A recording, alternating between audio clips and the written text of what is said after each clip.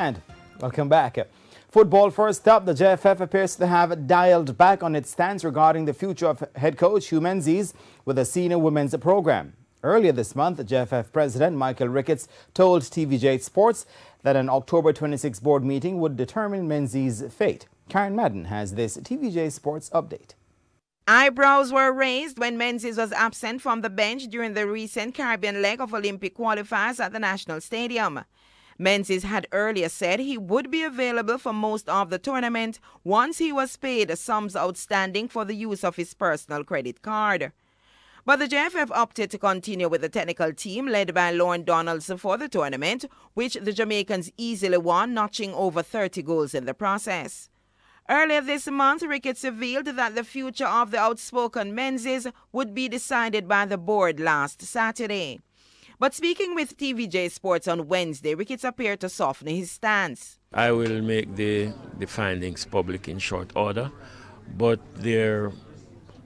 I get the feeling that there won't be too many changes. But the real issue is that the senior team, really after the Olympic qualifiers, will be dormant for a while.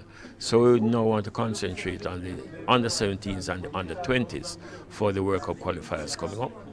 And with the next FIFA window starting next Monday, the JFF is yet to find an opponent for the Reggae Girlz ahead of the next round of Olympic qualifiers scheduled for next February. We have been trying, we're working on it, and as soon as we find a team that we think is compatible, for want of a better word, then we will have the girls engaged in this practice game.